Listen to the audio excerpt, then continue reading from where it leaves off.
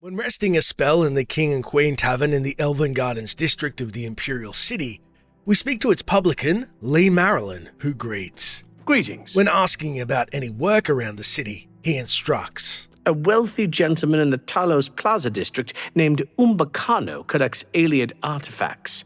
Perhaps he has use for someone like you. Ayleid artifacts do sound lucrative, and seeing as we're constantly in need of septums, we decide to give this Umbacano a visit.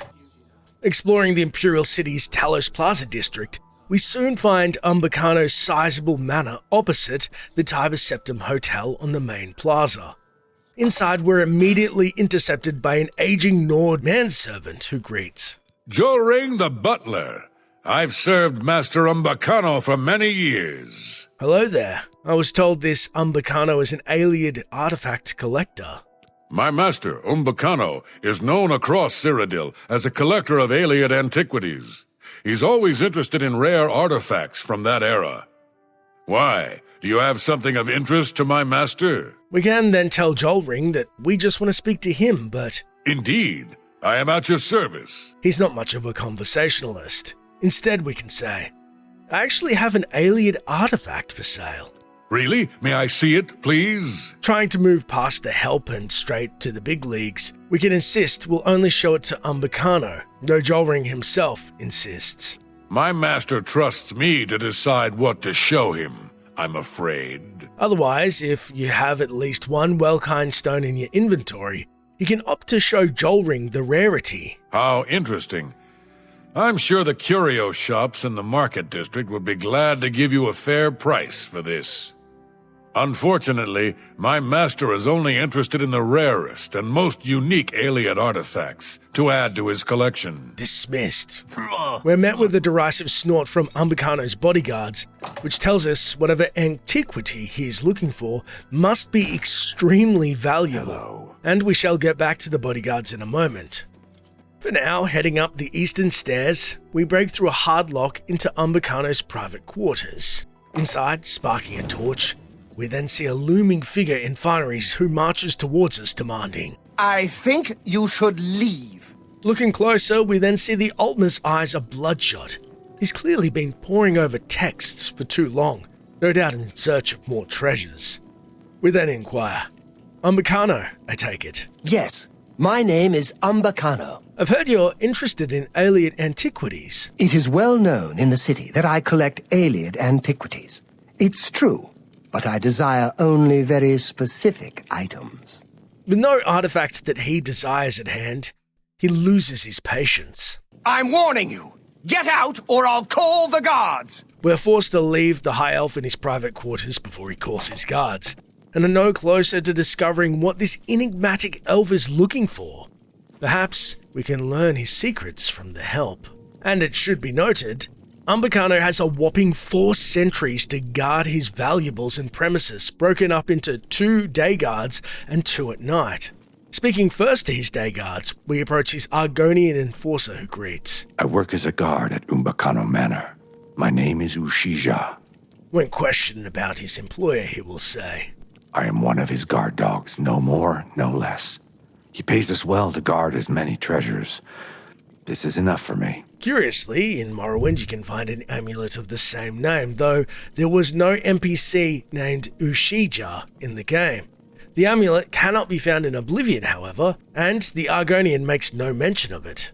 The surly guard we encountered previously was named Matthias Draconis, and he'll comment when greeted. Master Umbacano is a fine gentleman. Mad for old Ayleid stuff, true, but he's got the dosh, so it's all right, ain't it? I got no complaints. Kind of an arrogant bastard if you get right down to it, but he pays us well enough. Of course, Draconis should mind his manners, as he's one of the Draconis family who got entangled in the Dark Brotherhood quest line, which we took care of, and is linked at the end of the video. Moving on to the night guards that rotate their shifts at 6 p.m. Hi there. When speaking to Sirius, the wandering Imperial Day Guard for the first time, he'll introduce Sirius Afranius. I'm a guard for Umbacano. If we ask him about the Imperial City, he'll reply, My housemates and I were lucky to find this house in the Temple District. It cost a little more, but it's a very good address. We may also question him about his Altmer employer. A bit eccentric, loves old things. He's practically got a museum upstairs. But he'd never let anybody else see it. Oh no. But how then, if the premises is so well guarded, can we check out Umbacano's valuables uninterrupted? Well, Umbacano's final doorman is an orc named Marad. Speaking to her for the first time, we'll have her state her name and occupation. My name is Marad. I'm employed by Master Umbacano as a night guard. Asking about the Imperial City, she'll say. You'll find a lot of orcs serving as private guards. Watchwork is too dull. Lots of folks say, "Ooh, there's an orc. She's scary." Makes it easy. He can then ask about her employer, which will open up the possibility of bribing her to abandon her post, depending on whether her disposition is above 75 or not. If it's not, she'll say, I keep an eye on the place. Stuffed full of treasure, you know? But no dirty thieves getting in while I'm on duty. if we raise her disposition above 75, it unlocks. You know, sometimes I get thirsty during the night shift. Duck out to the Tiber Septum for a quick drink. Not like anyone would notice. I mean, what are the chances a thief would choose that moment to try to break in? We can then respond, sure, whatever you say. Just making conversation, buddy.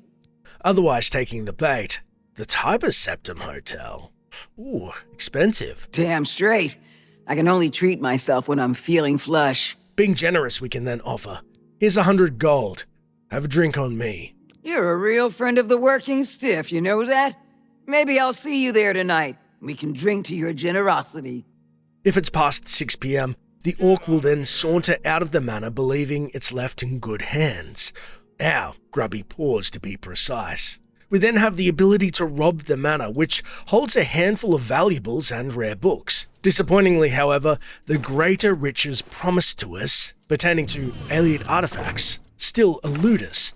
So how then do we begin the collector quest line and uncover Umbacano's rumoured treasures? The answer, unsurprisingly, is found in the many Ayleid ruins scattered around Cyrodiil. Later, we find ourselves exploring southeast of the Imperial City in the small Ayleid ruin of Kulot, apparently empty for an age. It's only when searching a chamber behind the stairs do we find something we've never seen before in our travels. A strange statue with points that almost resemble a crown and a nondescript gem embedded in the middle. Thinking perhaps this may be our ticket into the good graces of Umbacano, we turn to leave the ruin and see it's brimming with the undead, apparently guarding this valuable prize. Once contending with the zombies, we then make our way back to the Talos Plaza district and into Umbacano's manor. Once inside, his manservant Jolring darts over to Umbacano as if to protect him from our intrusion, and we're forced to speak to his guard dog, saying, I think I have something worthwhile here, Jolring. Have you seen an Ayleid artifact like this before? I believe my master would be very interested in this item. However, it is too late to disturb him. If you'll return in the morning, I'm sure he'll be glad to speak to you. Bye. With the door slammed in our face, we decide it's time to try the free market, as there is one Bosmer in the copious coin purse bound to take the item off our hands without much fuss either. Entering his store, he greets. Welcome to the copious coin purse. What kind of deal can I make for you today?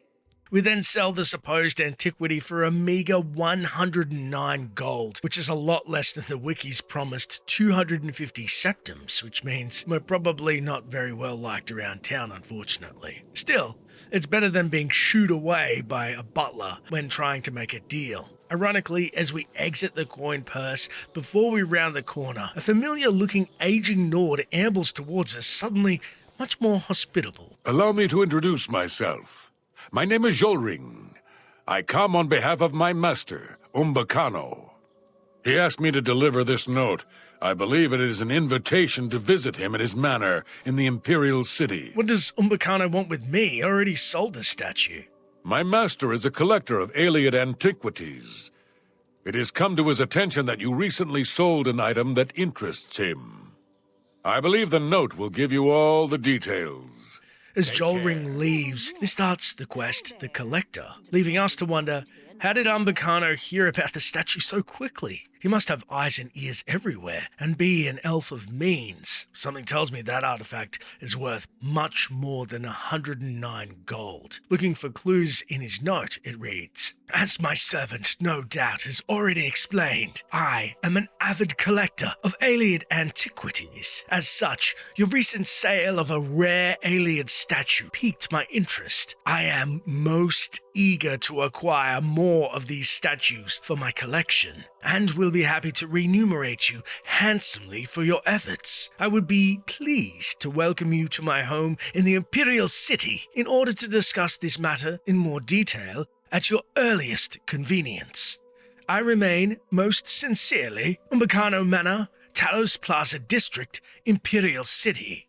The only way, it seems, we'll find answers and perhaps more gold is by developing a positive relationship with this antique-loving Altma. And so, we head back to his manor as instructed. Once inside, a newly cordial Jolring greets. Welcome. My master instructed me to show you up immediately. Please follow me. Following him up the stairs, we find Umbacano awaiting us in his private quarters. Remarkably, we also spy behind him on the table the Ayleid artifact we had just sold already in his possession. His butler and guard remain vigilant at the door, and we take a seat as instructed. The High Elf then begins. Thank you for coming. You may recognize that statue over there on the table. The very one that you recently sold for less than its true worth. As you may know, I am somewhat of an enthusiast for Ayleid antiquities. In my own modest way, I have amassed a rather considerable collection. I have recently become interested in obtaining the complete set of these ancient statues. I believe that 10 still exist. No mere shopkeeper knows their true worth. If you bring them to me when you find them, I will pay you double for each one. Oh? And why are you looking for these statues in particular? I am looking for the complete set of 10 for my collection. They were once part of the Temple of the Ancestors in the ancient Ayleid capital. Through my research, I have learned that they were removed from the temple before its sack by men. I believe they were hidden in various Ayleid settlements across Cyrodiil, although I do not know the exact location of any of them. Why? Have you already found another statue for me? Well then, you have work to do.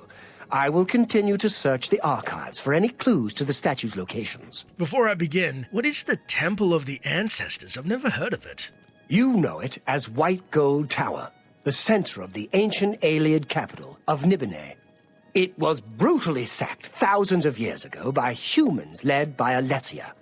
The Imperial City is built over the ruins of that ancient city. Brutally sacked? Wait until he finds out what the ancient Ayleids were really like. Now, it should be noted, we will have nothing further to discuss with Umbacano until we feel our way around Cyrodiil, and I mean that, as you get no instruction as to where these ruins are, basically, and find a second statue in which he'll then happily elaborate after offering 500 gold. Ah, a second ancestor. Excellent. I had wondered whether the first was just luck, but I see now that you have some skill at this work. By good fortune, my research has uncovered some new information that may help you in your search for the remaining statues. What have you learned? I have found the names of a number of Ayleid cities where the statues may have been taken for safekeeping during the siege of White Gold Tower. The only modern sites that still bear their ancient names are Moranda, Macamentain, Wenyanduik, Ninendiva, and Fanakas. There is no guarantee that my sources are correct, of course, but these should at least provide a starting point for your search. Thankfully, this gives us direct reference to the locations of the next 5 statues, each worth a hefty 500 gold. Though, of course, it should be noted, the unofficial wiki handily has given us the locations of all 10 statues, bypassing the brutal unaided search that most folks back in the day would have undertaken, and I admire you if that's the route that you want to go. Upon retrieving the 10th statue, making a total of 5,000 gold, we earn some justified praise for our tomb rating, and a hefty bonus, as Umbacano says. You have exceeded my fondest hopes, my friend. The 10 ancestors are reunited at last. This is truly an historic day. As I promised when we first met, here is your reward for completing the set. Take it with my sincere thanks. It is well deserved. Umbacano then adds an extra 5,000 gold, making our earnings 10,000 gold in total, ending the collector quest and asking him again about the statues at this point will have him sing our praises. You were more resourceful than I had hoped. I esteem you greatly for your success in bringing the 10 ancestors together again after all these years. After selling Umbacano 3 Ayleid statues, the High Elf would stop to say he has another task for us. Beautiful. Exquisite. You have proven yourself to be quite resourceful. I have another task which should interest someone of your particular talents. Another task? You have proven yourself more than a simple grave robber. I believe you can handle a more complicated assignment. Are you interested? Yes, tell me more. Excellent. Here, take a look at this sketch. The ancient text referred to this site only as the High Fane. Do you know it? As Umbacano hands us a sketch of a carving he desired, which we assume he's gleaned from his book about this High Fane, this leads us to two distinct options. One, if you've read the book Cleansing of the Fane or visited the area, you'll know that the modern name of the ruin and can answer that it's called Malada. Malada? Really? I confess I had never made the connection, but yes, it makes sense. In any event, this should make your job easier than I had feared. Speaking of which, the contents of Cleansing of the Fane are pretty grim. In the year 127 of the Blessed Alesia, a strange eclipse has darkened the sky on the 5th of the first seed, causing widespread fear. Later that year, a horde of demons emerged from the ancient elven temple Malada, devastating the land and halting farming. The people sought help from the followers of Maric, and Abbot Cosmas led them to purge the temple with holy fire. The demons were destroyed, and dark relics and texts were burned. Peace returned to the land for many years afterwards. But what does this luxury-loving Altmer want with an ancient, burned-out, demon-infested temple? To answer this, we could instead not have known about the High Fane, and with the second piece of dialogue to keep the quest going as intended, we can admit, no, that doesn't look familiar. I'm not surprised. I have not been able to find any modern reference to it. Still, the architectural detail is distinctive enough. It may still be recognizable. What am I supposed to be looking for?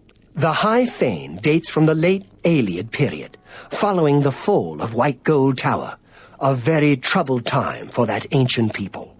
A time I find most fascinating. The drawing on the bottom of the page I gave you depicts a carved panel from the central chamber of the High Fane. I believe this carving will shed new light on Ayleid history. If I am able to examine it closely, I would like you to retrieve it for me. You will need this as well. It is the key to the inner chamber of the High Fane. I part with it reluctantly, so guard it well. It is what began my search for the High Fane many years ago. Before I go, is there anything else you can tell me about this High Fane? Demons, perhaps? Your first task is to locate the ruins of the High Fane. I believe it must now be known by a different name. Seeing as we already know about Malada, we happily exit the High Elf's manor. However, as soon as we step into the plaza, we're approached by an unexpected stranger. You must be Umbacano's new plaything. Well met. I am Claude Maric, another pawn in Umbacano's game. I always enjoy meeting my rival treasure hunters. What, did you think you were the only one? Come, let's have a drink together. Competition? Looks like Umbacano's faith in us is already lacking. And so we jog after the Breton rogue as he saunters off, only stopping to say, Come, I have much to tell you. A tavern is right over here. We will drink a toast to Umbacano. Sounds like this Maric is already half cut, but seems worthwhile to see what this Breton has to say as he makes his way into the expensive tavern. Now a recurring theme for Umbacano's employees. Once inside, Maric calls to the publican. Barkeep, a drink for my friend. Sitting on a far bench, Maric wastes no time getting into his mug and approaching him. He toasts. Now then, I propose a toast. To Umbacano, may his purse never run dry. You're working for Umbacano. Why didn't he tell me? Why are you telling me? Our mutual employer rarely tells us the whole story, but he pays very well. Not that I should be giving advice to one of my rivals. Rivals? So you two are looking for the High Fane? What would be the sport in me just telling you? I'm not that drunk yet. No, you must earn your pay. Read The Cleansing of the Fane. You may be less eager to seek the High Fane then. This dialogue, of course, is only available if we hadn't read the book already, as he continues. I don't own it. One of the rare book dealers in the market district may have a copy. Read it. Educate yourself. Although another way to simply learn of Malada is to raise his disposition past 60 over a few pints, and he'll open up. You know what? I will help you. Although it is liable to get you killed, the High Fane is now known as Malada, up in the Vallis Mountains. But I do not advise you to go there. Read The Cleansing of the Fane first, then decide. As I said, a very bad place. And this Malada is the same bad place we're meant to visit? Must I hold your hand? I begin to wonder what Umbacano sees in you. It is an Ayleid ruin in the far west of this province, up in the Vallis Mountains. Leaving the Breton to his booze, he issues a final half warning. Think carefully about what I told you, but I'm sure you'll be fine. Seems this Maric is more wary of the ruin's shady past, unlike our mutual employer. Perhaps he is the wiser of us and seeks to drink instead of actually completing the task. Returning to Umbacano's manor, we see that the High Elf has already neatly displayed the Ayleid artifacts we had retrieved in his cabinet. However, less commendable is his treachery, and we speak to him asking, "I've met the competition, so when were you going to tell me about this Claude Maric?" I believe a little friendly competition always sharpens the wits. Even more reason for you to get back to hunting for my carving. Travelling to Malada, we learn it's a long trek into the southeast portion of the province. When we get there, we don't see demons, but instead a small camp, where we meet a handful of adventurer-looking types. There's a Breton spell sword, Brucitus Festinius, and Nord warrior Rigmor, along with a Khajiit who we can't see yet named Sarazir, standing on the ridge southwest of the ruin. Suspicious of these unexpected mercs, we decide to do a bit more reconnaissance as they don't seem hostile. First, speaking to Brucitus, he says of the place, Strange ruins, huh? You'd have to be crazy to go in there. I'm just here for the scenery and fresh air. Rigmor then nonchalantly muses, Beautiful countryside, don't you think? We're just doing a bit of hunting and sightseeing. Not that it's any of your business. fresh air and hunting. Around an ancient Ayleid ruin that was once full of demons. Something is definitely fishy. Speaking of fishy, as we mount the nearby ridge to get a better view of the ruin, we spy a lone Khajiit bandit archer overlooking Malada's entrance. Nearing him, he rightly ponders. You're probably wondering what this one is doing in this god's forsaken wilderness. Same here. Sarazir doesn't get paid nearly enough for this. Paid by who? I'm starting to think that Claude Maric has something to do with the three of you being here. Concerning this, I can only speak to a friend. We can then raise his disposition over 65. We then resume. Now we're friends. About the wily Breton. You are cautious and perceptive. Good traits to have in this business. Yes, you guessed correctly. This one is working for Maric. He never tells us anything, though. Just between the two of us, this one thinks Maric is cheating him. In fact, this one is sure of it. Listen, Sarazir has an idea of how we can both come out of this ahead. Go ahead. I'm listening. We wait and see how this plays out.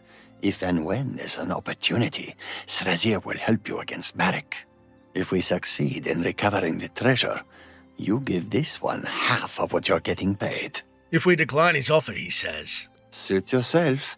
Maric may be cheating Sarazir, but at least this one knows what to expect. However, we realize Maric has 3 allies for a reason, and perhaps one for ourselves is not the worst idea. Reconsidering, the Khajiit will offer. The original offer is still on the table. This one helps you against Maric in return for half your take. What do you say? Interestingly, he will initially ask for half, but you can choose to negotiate by choosing the "I'll give you 20% dialogue. Sarazir will refuse, but if your speechcraft skill is better than 50, he will agree to do it for a quarter. But this one is taking all of the risk. What do you have to lose? 1/4. That's Sarazir's final offer. Fine, it's a deal. You won't regret it. This one will keep his eyes open and wait for an opportunity to help you. Don't screw this one, though. After the dust settles, look for Srazir in the Tiber Septim Inn in the Imperial City. Full payment is expected. Opportunity to help us, so he isn't even going into the tomb. This deal gets worse all the time. Still, we have a job to do. And descending the ridge towards the ruin. Our quest updates. I've located the ruins of the High Fane, now known as Malada. I need to explore Malada and recover the carved panel that Umbacano wants. Ascending the stairs, we find foliage covering a pillar that resembles that in the drawing we were handed by the High Elf, confirming this is the same ruin, and the carving should be inside. But why Maric's men don't enter is a mystery. Steeling ourselves for danger and demons promised in old texts, we enter the ancient Ayleid structure. Once inside, we find the area is well lit, and valuable Welkind stones litter the halls. The only resistance we face are not demons, but instead a pack of wolves that have taken up residence. After evading some archaic traps still somehow functioning, we find deep in Malada's bowels a strange, magical door. The lock mechanism looks quite unusual, and it is opened by the High Fane key given to us by Umbacano. At the south end of the room, we spy the promised carving. The air hangs thick and musty, and the area is quiet as a tomb. Sensing no immediate danger, we take the carving, which causes the wall to collapse nearly on top of us, and the undead come to reclaim their prize. Backtracking out of the tomb with carving in hand, in hopes of slipping out before we're seen by Maric's marauders, we step outside to see an ambush. Well done. You have much to learn about this business, my friend, but you show definite promise. But first, of course, you must hand over the carving. At this point, we have two choices: fight or submit. First, if we choose violence, we can say. Are you sure? I truly have no wish to harm you. It is the carving I want. Just business. Hand it over, and someday we will both laugh about this over drinks at the Tiber Septim. I will give you one last chance. Again, no. You can't have the carving. As you wish. Too bad. I was just getting to like you. Kill him. If you refuse to give him the carving, he does not attack you as expected. Instead, Maric orders his 3 compatriots to kill you, turns invisible, then tries to escape on his horse. His friends come rushing in from the hiding places and attack. This can be a tough fight, but since we chose to accept Sarazir's help, he'll aid us by attacking his fellow mercenaries rather than us. Once defeated, we can return to the Imperial City and give the carving to Umbacano, and he pays 500 septims as promised. Wonderful! You are indeed a treasure hunter of exceptional talents. Here is your reward as promised. Normally, I would give you a chance to celebrate your success, but I do have another task for you, if you are interested. A rather urgent one. If we choose the assistance of Sarazir and he survives the fight outside Malada, we remember his words post-fight and travel to the Tiber Septim Hotel next to Umbacano's house. If we'd cut a deal with him previously, his responses when agreeing or declining to pay him demonstrate his ongoing dislike of Maric. If we pay him, he says, You are honorable. Unlike that rain-rich Maric, may the moons never shine upon his path. This one will not forget. If we refuse to pay, he'll spit. You are no better than that rain-rich Maric. Srazir should have known better than to trust you. Get out of this one's sight. The bandit will then track us, and when we leave the city, we find he follows us all the way out across the Imperial Bridge until we're out of reach of the guards, and justifiably attack. Our second option is if we give Claude the carving, he'll turn and walk off saying, You will go far in this business, my friend. You know when you've won and when you've lost. Until we meet again. As Maric gets on his horse, we're left to watch him leave with our prize. Speaking to his bandit brethren, they scoff. Don't worry, pal. You'll get used to losing after a while. It was even easier than Maric promised.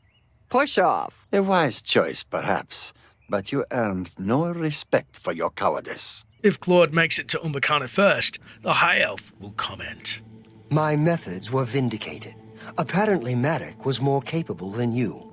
I'm sure you will try harder the next time. Get out! or I'll call the guards and have you arrested. Forcefully ejected from Umbacano's residence. If we let Maric keep the carving, we miss out on not only the reward, but it also seems our pride, though we are still able to obtain the third quest. Though, if we want a word with the Breton, we find he's headed back to the Roxy Inn. Upon seeing us amidst drinks with his crew to celebrate, he will crow. I saw a wraith we once. meet again. It threw a curse No on hard me I'll feelings, never I hope. forget. You aren't brooding on that little unpleasantness at Malada, are you? Yes, I am. You showed admirable prudence. I was not half so sensible at your age. Not to worry. I'm sure you will get the drop on me one day. Instead of killing Maric or cowardice, there is a third option which suits this video best. If we give him the carving and attack him quickly enough, just before we deal a killing blow to Claude, he and the other survivors will cease fighting, and he may be talked into handing over the carving, commenting, I know when I am beaten. Here, take the carving if it means so much to you. I had no idea you would take things so personally. We then return to Umbacano for our reward, who muses. The treasure hunter. Please, have a seat. You know Maric stole it from me, right? I'm sorry to hear that, especially since Maric has not delivered the carving either. Let me be clear. Whoever delivers the carving will receive the reward. All I care about is the carving. Grumbling, we hand over the carving to Umbacano for our reward. Wonderful. You are indeed a treasure hunter of exceptional talents. Here is your reward as promised. Normally, I would give you a chance to celebrate your success, but I do have another task for you. Treachery by the High Elf is noted, and makes us wonder about his final task and if it's even worth bothering. It should also be noted, finally, if you were the one to hand over the carving to Umbacano when approaching Claude at the Roxy Inn and greeting him later, he'll prove it truly is just business and amiably say, Don't worry, I hold no grudges. You bested me. I am man enough to admit it. So, we just forget about Malada? You won the last round. I salute your bold spirit.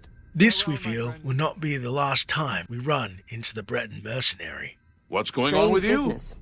I saw a mud crab a couple of days Heard ago. any news from the other Ugly provinces? little animals. The scuba Horrid trade is beasts. making a lot of money for the I tribes hate and the elsewhere. things. And a lot of that Bye. is going to Be the seen. Red Redra Kryn. After we return with the carving from the High Fane, Umbacano will give us the next assignment. This is not quite in your usual line of work, but I hope you can help me just the same. A rival collector has an item which I very much want to add to my collection, but she stubbornly refuses to consider any of my offers. She and I have had our differences over the years, I admit. Now she is taking this opportunity to get her revenge. I believe that you may be able to persuade her to part with the item, where I cannot due to her prejudice against me. Are you interested? Now, we can decline the job which gives a dark and unique way Umbacano will deal with his rival, which we will explore soon enough. And the reason we will wait will make sense when we do. For now, though, instead we reply, sure, I'll take the job. Very good. I hope you will succeed, where I have so far failed. Tell me about this collector. Her name is Herminia Cinna. She lives here in the Imperial City, in the Elven Gardens district. She fancies herself a student of the Ayleids, although she sadly lacks any aesthetic instinct whatsoever. Be that as it may, she has come into possession of an ancient relic known as the Crown of the Ayleids. Your job is to acquire it for me. Here is more than enough gold to buy it at any reasonable price. You may keep whatever you do not use as your fee. Crown of the Ayleids. Well, sounds valuable. Reputedly the crown worn by the last king of the Ayleids. It deserves to be part of my collection. The Ayleid King? Never heard of them. Very little is known of him. Not even his name.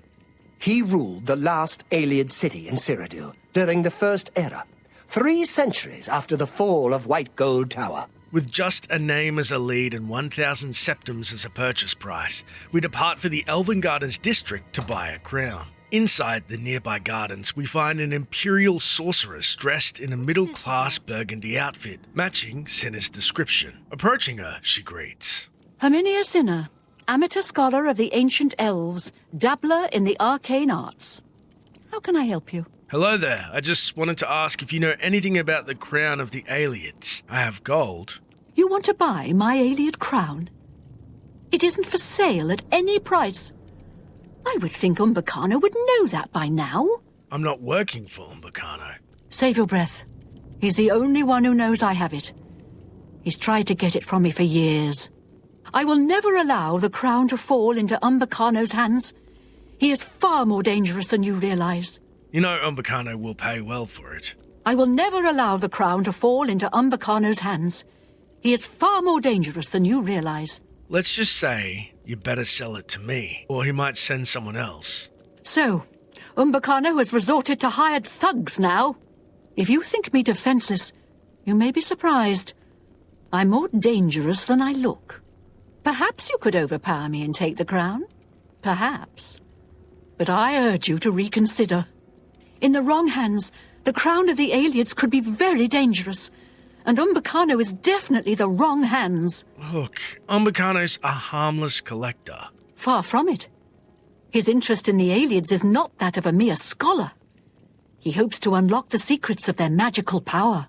And if you know anything about Ayleid-ruled Cyrodiil, that should make you very uneasy. To be honest, Umbacano's goals are not my concern. You may think so in your ignorance, but I take a larger view.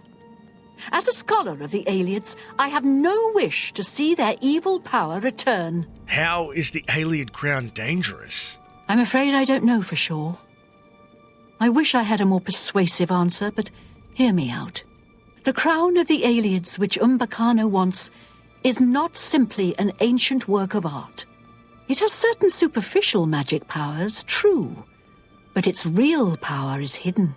However, my studies of the ancient text make clear that it is the key to dangerous magical powers which should be left dormant. See, the thing is, I promised to bring him the crown. Yes, I understand. He wants an Ayleid crown, but does it have to be my Ayleid crown? What if you brought him another crown? You know Umbacano will not give up. You're right. Even if I persuade you, he'll send someone else. Someone less amenable to reason. But what if you brought him another Ayleid crown? Okay, I'll buy it. What do you mean, another crown? My own research into the late Ayleid period suggests that there was not a single Ayleid ruler, but many. They were a bitterly divided people, with many warlords vying against each other for power. Their ultimate demise was wrought by their own civil strife, at least as much as by the rebellion of their human slaves. So what about this other crown? My crown, the one Umbacano covets, belonged to the ruler of Nenalata. I've learned of another crown, entombed with the last ruler of the rival city of Lindai. Since Umbacano has never laid eyes on the real crown of the Ayleids, I doubt he could tell the difference. In any case, the other is also a real Ayleid crown, just not the right one. I think we could all sleep better if you brought him Lindai's crown instead of the crown of Nenalata. Here, I happen to have the key you'll need to enter the royal burial chamber in Lindai. I hope you'll make the right choice. Tell me about Lindai. The Ayleid city of Lindai was a bitter rival to Nenalata, the city of the so-called last king of the Ayleids. Umbacano may not be able to tell the difference between the crown of Lindai and the crown of Nenalata. It's at least worth a try. I know I don't want to find out what terrible power Umbacano could unleash using the crown of Nenalata. Do you know who the last Ayleid king was? The king of Nenalata is the last Ayleid king known to history, true. He appears to have ruled for centuries past the fall of all the other Ayleid kingdoms, if the ancient chronicles are to be believed. But there never was a single king of the Ayleids. Each city-state had its king, and their power waxed and waned over the years. The king of Nenalata was the last, simply because all the other kings had been destroyed or driven out of Cyrodiil. With Cinna's pleas to take the false crown, any attempt to ask about the crown of the Ayleids afterwards will merely spark the response. I hope you'll make the right choice. Umbacano must not have the crown of Nenalata. Speaking of choices, we're now faced with two distinct options which change the quest's end significantly. One, to simply steal the crown of Nenalata from Umbacano, or to acquire the crown of Lindai.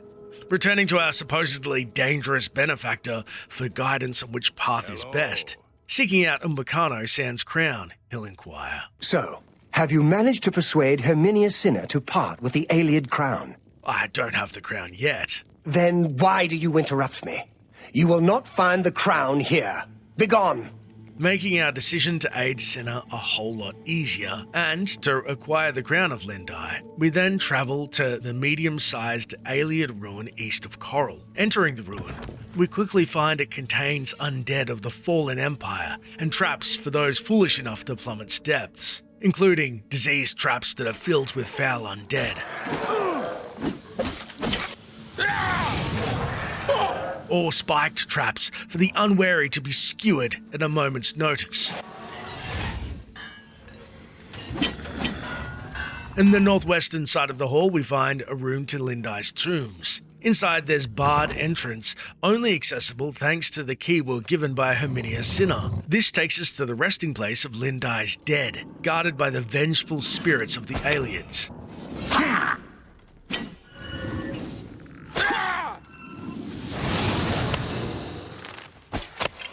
Once contended with, we locate inside a cask the promised Ayleid crown of Lindai, boasting its own powerful imbues, though appears to be a simple elven crown. Our journal then updates. I found the Ayleid crown of Lindai, just as Herminia Cinna said. Now to return to Umbacano to complete my task. Well, this truly is a crown fit for a king. But will Umbacano fall for the ruse as promised? Back at the High Elf's abode, he queries. So, have you managed to persuade Herminia Cinna to part with the Ayleid crown? Well, about the crown on top of my head? Have you brought me the crown of the Ayleids? Yes, as you can see, it's the real deal. Interesting. These markings are unexpected. The royal glyph is not as described by Sorkelin. But no matter. This is clearly authentic Ayleid workmanship. Later ages have never seen the like. Interestingly, as a quick aside, Sorkelin, who Umbacano briefly mentions, was Umbacano's companion and seen with him in his less glamorous days mining glass in Yasu Mine during the events of Morrowind. Clearly fooled before we hear out Umbacano and the next steps for the crown, let's explore what happens if we stole the real crown of Nenalata first. Choosing to steal the helm, we can bypass speaking to the rival collector Herminia Cinna and head straight into her home in the Elven Gardens district. And there's a reason for this we'll get to soon. Breaking into Herminia's house, we can make our way up to her bedroom and, among other valuables, we find the key to the crown in her desk behind a hard lock. Although the Ayleid cask that holds the crown is on the other side of the room, though it can simply be picked instead of finding the key inside the desk.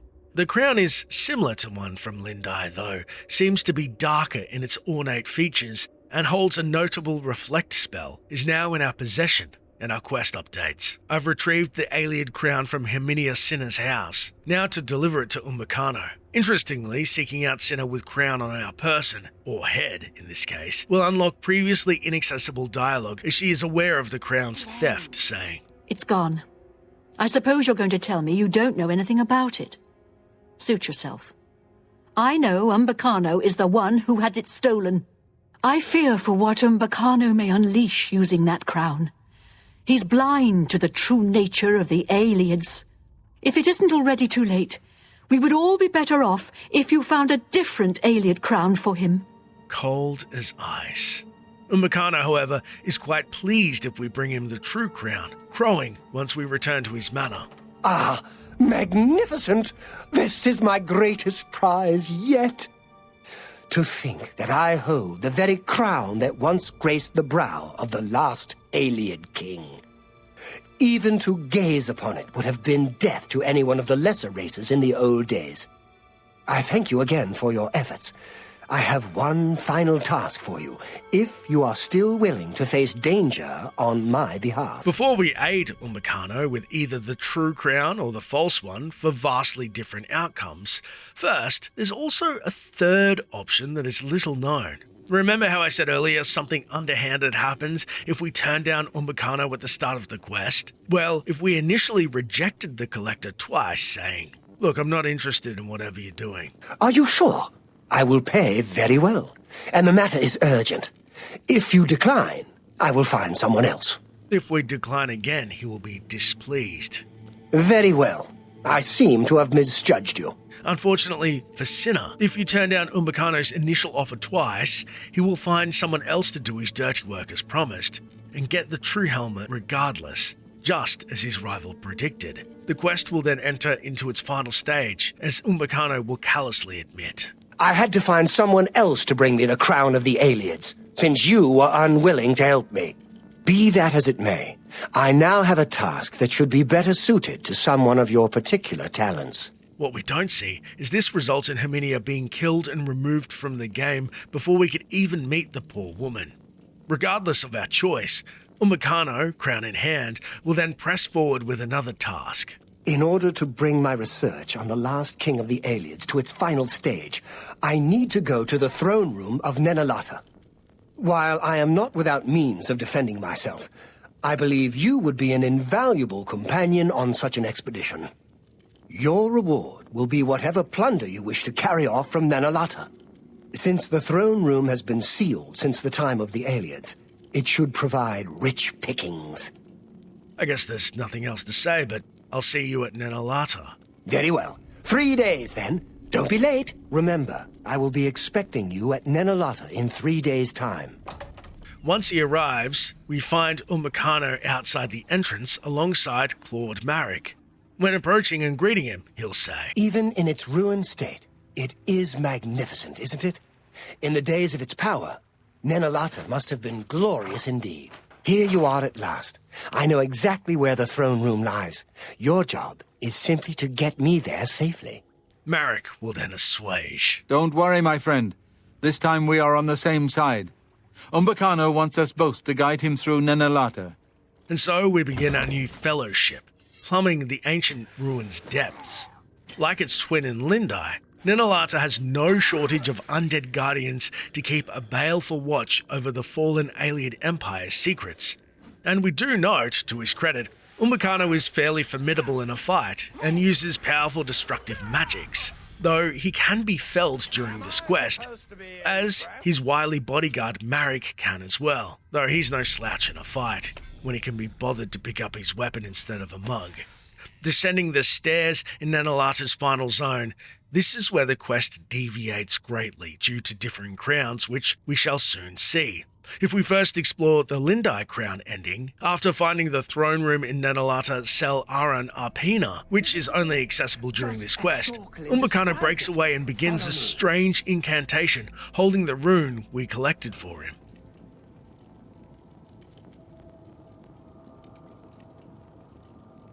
Here it is. Throne of the last king of the Ayleids. And so it falls to me to begin the restoration of our ancient glory. Av suna tamriel octavoy an apen aran malaboro. I've got a bad feeling about this. After the twisted event, our quest updates. Umbacano was horribly destroyed in Nenalata when he declared himself king of the Ayleids using the crown of the rival city of Lindai. Now to escape the wrath of the undead denizens of Nenalata. Racing to the elves' corpse before the dark Welkind stones turn on us, we find the false crown all but destroyed by the Ayleids' magics. Though we can loot the rest of Umbacano's effects, including the key to his house, which comes in handy later. It's then several pseudo-walls open to reveal pockets of undead lying in wait. Maric now gets to earn his keep as they swarm. If he survives the encounter, the ballsy Breton will admit. Unfortunate end to a profitable relationship. Where will we find another like him? I wonder how he could have miscalculated so badly. Those old elves didn't seem as glad to see him as he expected, eh? But what happens if we gave the mad elf the real crown instead? Well, the scene would play out similarly with Umbacano sitting atop the throne, this time judged by the ancient Ayleid's dark magic. As worthy due to wearing the true crown, he begins to absorb the dark energies, and our journal updates. Umbacano was transformed into an Ayleid king in the throne room of Nenalata. I must escape from this death trap, appealing to this newly changed Umbacano who shrugs off. You are about to witness the glorious rebirth of Ayleid civilization. Stand aside. We're then faced with his smattering of skeletal minions, this time the demonic master by their side, dispatching the undead.